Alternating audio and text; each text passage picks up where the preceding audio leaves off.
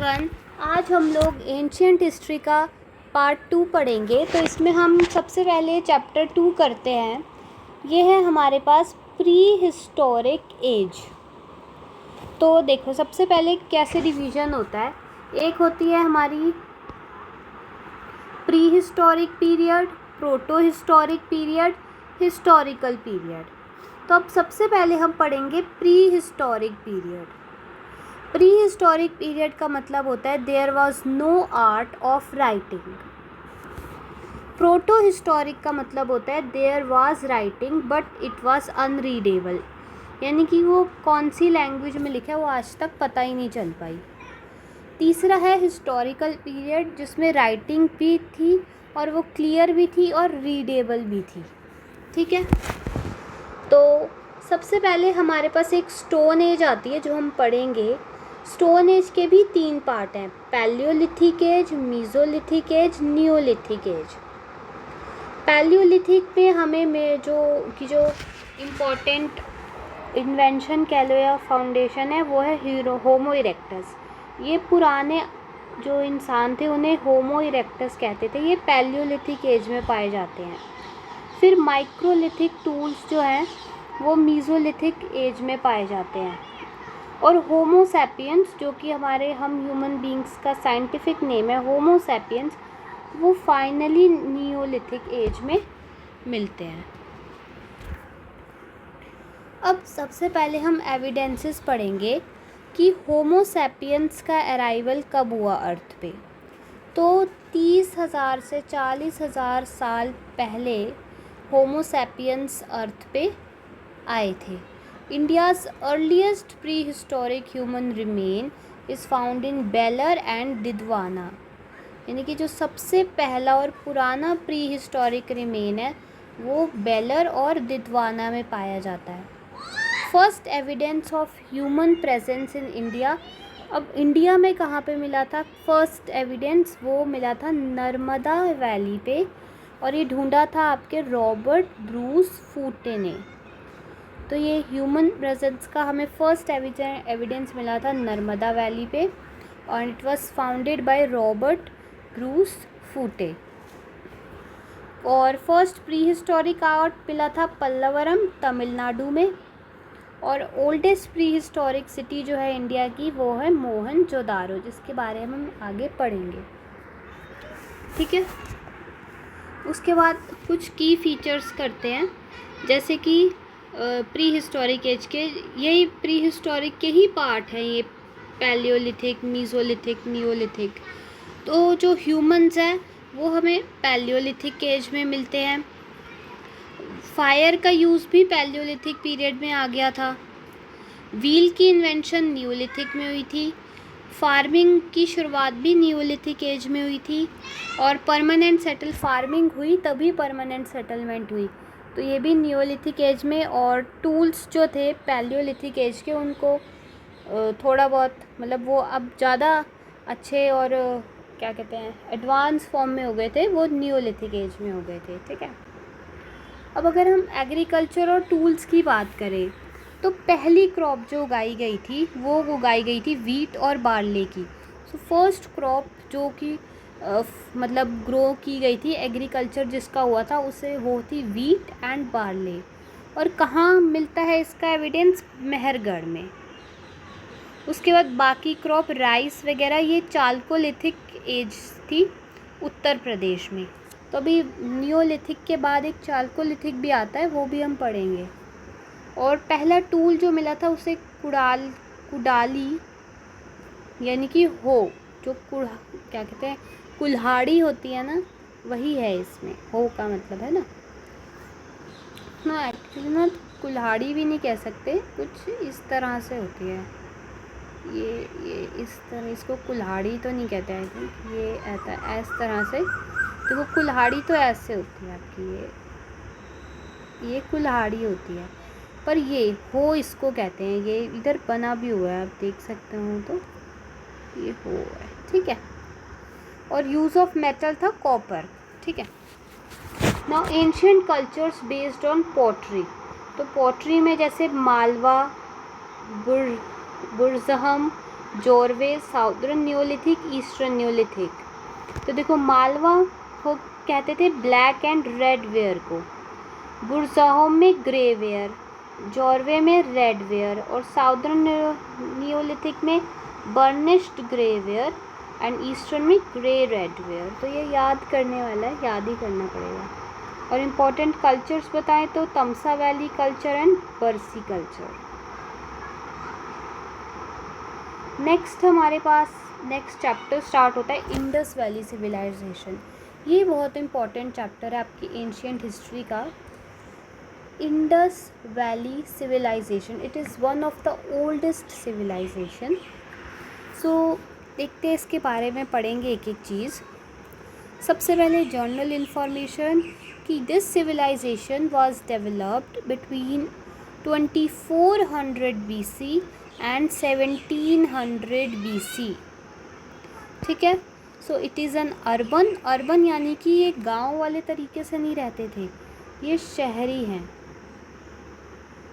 Indus valley civilisation इतनी पुरानी है फिर भी इतनी एडवांस है, यानी शहर है, अर्बन है, रूरल नहीं है, अर्बन है। प्रोटो हिस्टोरिक, ये प्री हिस्टोरिक नहीं है, प्रोटो हिस्टोरिक यानी कि इसमें आपको राइटिंग्स तो मिली हैं पर वो इंटरप्रेट नहीं कर पाई हैं, इन्हें इंटरप्रेट नहीं कर पा रहे हैं, समझ नहीं आ रहा किस लैंग्वेज में लिखी हैं। और इसको ब्रॉन्ज एज सिविलाइजेशन भी कहते हैं। The main inhabitants are believe to be Dravidians and Mediterranean racial groups. ठीक है। अब नेमिंग एंड डिस्कवर्स, इसको किसने डिस्कवर किया उसके बारे में। तो दो इसमें मेन जो से साइट्स हैं, एक है हड़प्पा और एक है मोहनजोदारो। तो 1921 में इसकी डिस्कवरी हुई थी हड़प्पा की, रवि रिवर के बैंक पे, और करी किसने थी, दयाराम साहनी ने। और 1922 में मोहनजोदारो की डिस्कवरी हुई इंदस रिवर के बैंक पे, और करी किसने थी, रखाल दास बैनर्जी ने। और Mesopotamian inscriptions, the term Meluha was used for Indus Valley civilization and sindon यानी cotton cloths known to Harappans. तो देखो ये क्या कह रहा है कि 1921 में हड़प्पा की डिस्कवरी हुई थी, रवि जो रिवर है उसके बैंक पर, किनारे पे। किसने करी थी, दयाराम साहनी ने, ये याद रखिएगा। उसके बाद 1922 में मोहनजोदारो की डिस्कवरी हुई इंडस रिवर के किनारे, करी किसने, रखालदास बनर्जी ने। और मेसोपोटामियन इंस्क्रिप्शन जो कि टर्म है मेलुहा यूज़ किया गया है, इस इंस्क्रिप्शन के अंदर एक टर्म यूज़ किया गया है मेलुहा, इसका मतलब है इंडस वैली सिविलाइजेशन। और सिंदोन यानी कि कॉटन क्लोथ्स को सिंदोन कह रहे हैं, जो कि हड़प्पा को पता थी, यानी कि इतनी अर्बन थी कि वो कॉटन की क्लोथ्स पहनती थी, पत्ते वत्ते नहीं ओढ़ते थे। है ये एंशियंट पीरियड की बात, बट इतनी डेवलप थी ये कि कॉटन क्लोथ्स कैसे बनते हैं, किस तरह के होते हैं, वो उन्हें पता था। उसके बाद अगर इनकी इंडस वैली की बाउंड्रीज़ की बात करें तो नॉर्थ में मंडा जम्मू कश्मीर, साउथ में दायमाबाद महाराष्ट्र, दायमाबाद, ईस्ट में अलामगिरपुर और वेस्ट में सुक्ता गंदौर बालूचिस्तान पाकिस्तान। अब इसके देख लीजिए हैं वेन्यूज़ वगैरह। देखो तो पहली दो जो मेन है वो तो मैंने बता ही दिया, मोहनजोदारो ये इंडस रिवर के किनारे मिलती है, ये आपकी पाकिस्तान के अंदर है, लरकाना डिस्ट्रिक्ट में, सिंध में। फिर हड़प्पा मिलती है, वो रावी नदी के किनारे है, ये मोंटेगोमेरी में है, पाकिस्तान में। फिर छन्हुदारो, ये भी इसी के ही इंडस वैली के अंदर ही आते हैं, बट मेन दोनों यही है, मोहनजोदारो और हड़प्पा। फिर छन्हुदारो ये सिंधु नदी के बैंक पर है, ये भी सिंध प्रोविंस पाकिस्तान के अंदर ही है, ये भी लरकाना पाकिस्तान, सिंध, मोहनजोदारो भी सिंध में है, ये भी सिंध में है। फिर अब ये थोड़े बहुत इंडिया में आते हैं, जैसे कि लोथल, ये भोगवा रिवर के किनारे है, अहमदाबाद गुजरात में। फिर रोपड़, ये रोपड़ में ही है, सतलुज के किनारे। फिर कोटडीजी, ये सिंधु नदी के किनारे, अगेन सिंध में आ गया। फिर बनावली सरस्वती नदी पे, हिसार हरियाणा, रंगपुर ये आपका हो गया मदर काठियावाड़ गुजरात, तो ये याद करेंगे, रिवीजन अभी मैं करा दूँगी। उसके बाद साइट विद रिवर, तो मांडा जो थी, जो हमने पढ़ा अभी, देखिए ये इनकी बाउंड्रीज़, मांडा, दैमाबाद, अलामगीरपुर और सुक्ता गंदौर। तो मांडा जो थी वो चेनाब रिवर की साइट है, के पास पड़ती है। दैमाबाद गोदावरी रिवर, सुक्ता गेंदौर दश्त रिवर और अलामगीरपुर हिंडोन रिवर। उसके बाद major cities and their features, तो मेजर सिटीज़ के नाम तो अभी हमने यहाँ पे पढ़े हैं, यही सारी मेजर सिटीज़ हैं। वो उनके फीचर्स पढ़ लेते हैं। जैसे सबसे पहला तो हमें पता है, दो हमें पता चल गए हैं, मोहनजोदारो और हड़प्पा। तो मोहनजोदारो के पहले फीचर्स पढ़ते हैं। पेन वर्क करना बंद करके ये वाला ले लेते हैं। मोहनजोदारो के, तो इसमें था granary, 2 row each and 6 each, great bath, statue of priest, bronze dancing girl. तो इसमें हमें, जैसे ये एक मोहनजोदारो एक सिटी होगी, इसमें क्या क्या चीज़ें मिलती थी, तो एक तो हमें इसमें ग्रानरी मिलती है, एक हमें ग्रेट बाथ है। ग्रेट बाथ एक बड़ा सा जगह है, मतलब जहाँ पे सेरेमनीज़ वगैरह होती होंगी। एक स्टैचू मिलता है प्रीस्ट का, एक ब्रॉन्ज की डांसिंग गर्ल मिलती है स्टैचूज़ का।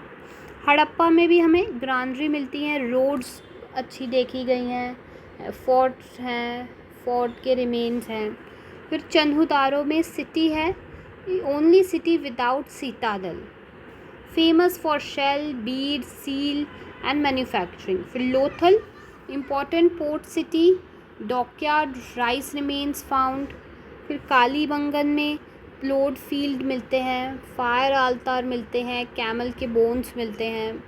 बनावली में भी fire altar, 3 part city division है एंड एविडेंस ऑफ बार्ले।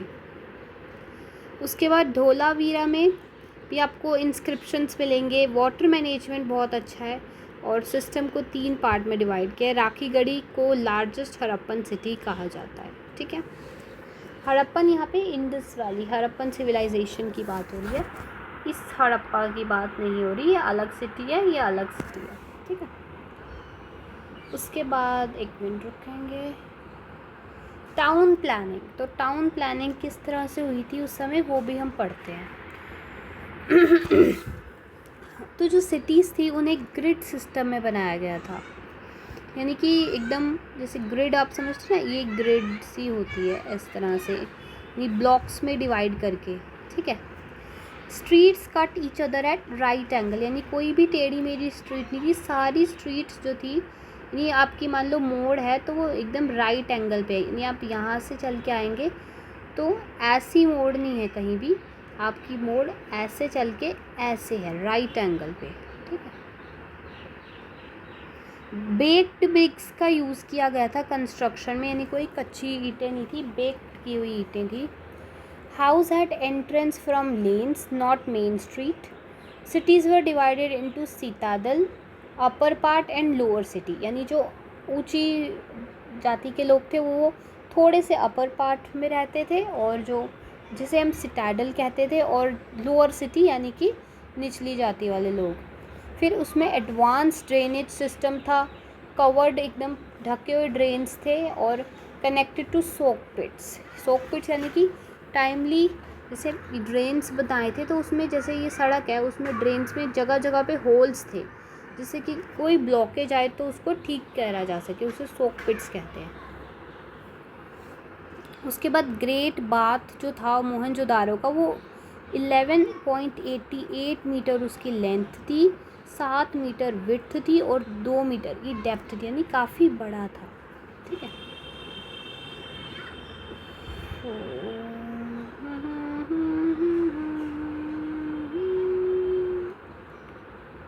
उसके बाद हम आते हैं agriculture and animal husbandry.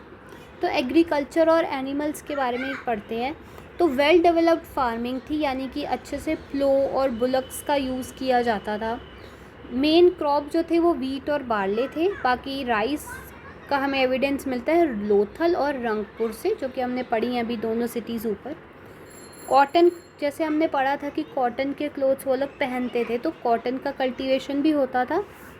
So it is known as the earliest centre for textile industry, यानी सबसे पहले टेक्सटाइल यहीं पे ही उगा था। फिर bull elephant, goat, sheep, dog, इन सबको पाला जाता था, यानी पालतू जानवर, डोमेस्टिकेटेड एनिमल्स। और horses possibly from Surkotada Gujarat, and horse जो थे वो हमें सुरकोटा गुजरात में मिलते थे। Seal of Mohenjodaro, best example of Indus script. Religious and social class, तो रिलीजियस एंड सोशल क्लास में मदर गॉडेस की वर्शिप करी जाती थी। पशुपति सील यानी कि लॉर्ड शिवा का एक फॉर्म है, वो हमें मिलता है। एनिमल्स में बुल, एलिफेंट और राइनोसेरोस की वर्शिप की जाती थी। सन की वर्शिप होती थी। एंड डांस, म्यूज़िक, डाइस, ये सब भी थे। और statue of priest, symbol of art and elite class, यानी कि प्रीस्ट का स्टैचू मिलता है तो ये एक आर्ट का सिंबल है। और beard man sculpture, symbol of priestly class. Next page.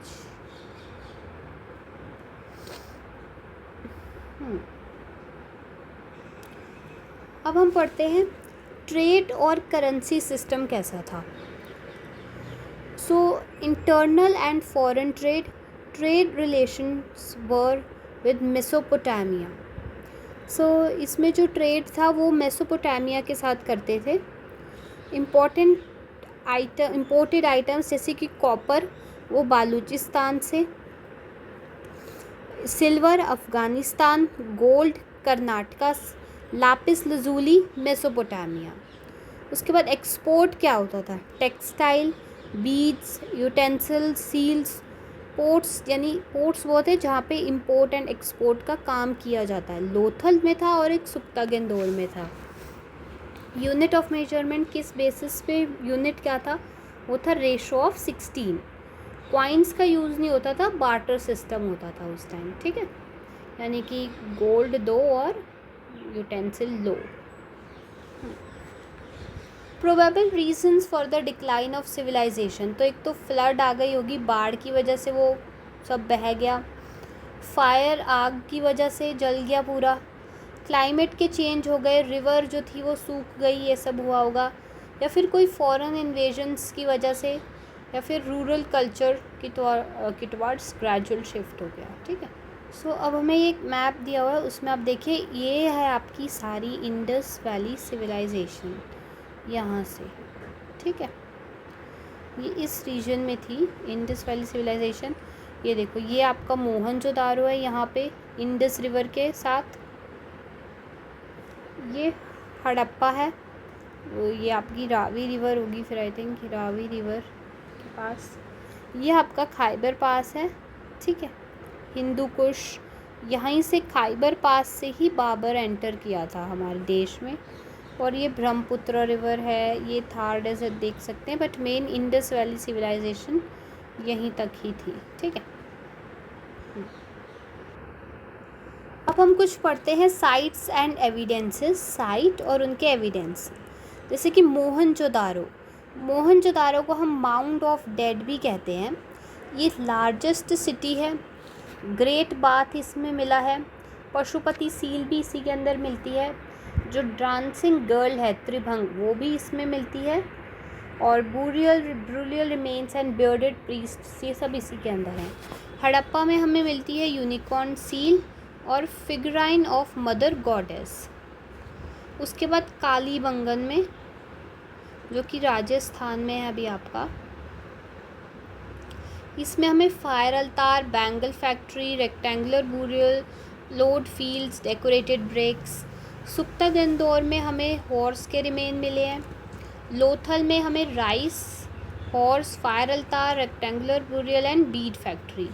Dholavira में डैम और वाटर रिजर्व्स और स्टेडियम। उसके बाद अब तो हमारा नेक्स्ट चैप्टर शुरू हो रहा है, वैदिक सिविलाइजेशन। ये स्टार्ट करने से पहले हम पिछले चैप्टर की एक बार रिवीजन कर लेते हैं, ये फिर नेक्स्ट वीडियो में पढ़ेंगे, ठीक है। ये कहाँ तक चलेगा, एक मिनट देख लूँ। चलिए तो स्टार्ट करते हैं। हमने आज का लेक्चर स्टार्ट किया था हमारे सेकंड चैप्टर से, प्री हिस्टोरिक एज से, ठीक है, प्री हिस्टोरिक एज। तो हमने देखा कि किस तरह से डिवाइड होता है एक पीरियड। पहला होता है आपका प्री हिस्टोरिक, जब कोई भी राइटिंग का आर्ट नहीं था, कुछ भी राइटिंग्स में नहीं मिलता। फिर है प्रोटो हिस्टोरिक, जब राइटिंग तो थी पर वो समझ हम नहीं कर पाए, हम उससे इंटरप्रेट नहीं कर पाए कि क्या लिखा है। और फिर था हिस्टोरिकल पीरियड, जिसमें राइटिंग क्लियर भी थी और रीडेबल भी थी। फिर प्री हिस्टोरिक के ही में ही स्टोन एज के ये 3 डिवीज़न है, पैलियोलिथिक, मीज़ोलिथिक एंड नियोलिथिक। पैलियोलिथिक में हमें होमो इरेक्टस मिलते हैं, मीज़ोलिथिक में माइक्रोलिथिक टूल्स मिलते हैं और नियोलिथिक में होमो सैपियंस मिलते हैं। उसके बाद एविडेंस हमें क्या क्या मिले कि जो होमो सैपियंस थे वो अराउंड 30 to 40,000 ईयर्स पहले आए थे। और इंडिया में जो पहला प्री हिस्टोरिक ह्यूमन रिमेन मिला था वो बेलर और दिदवाना में मिला था। और ह्यूमन प्रेजेंस कहाँ पे पहली इंडिया में पाई गई थी, नर्मदा वैली के किनारे रॉबर्ट ब्रूस फूटे ने इस चीज़ को इन्वेंट किया है या डिस्कवर किया, इन्वेंट नहीं डिस्कवर किया है।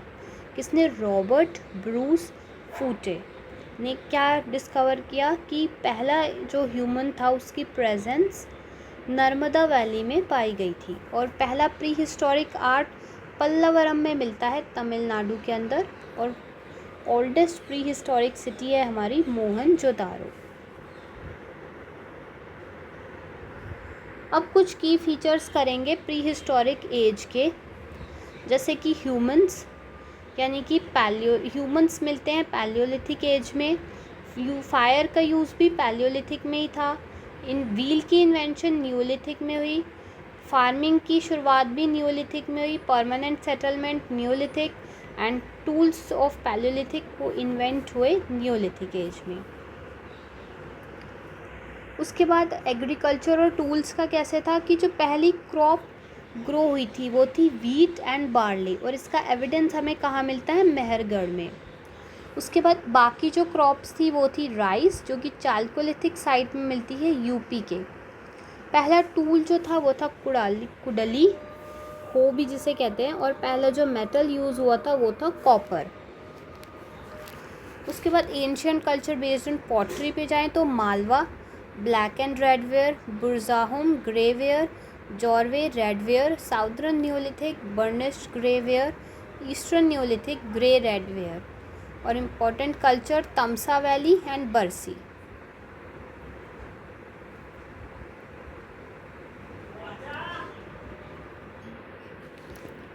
उसके बाद नेक्स्ट चैप्टर शुरू हुआ इंडस वैली सिविलाइजेशन, जिसमें हमने पढ़ा कि ये 2400 to 1700 BC में डेवलप हुई थी।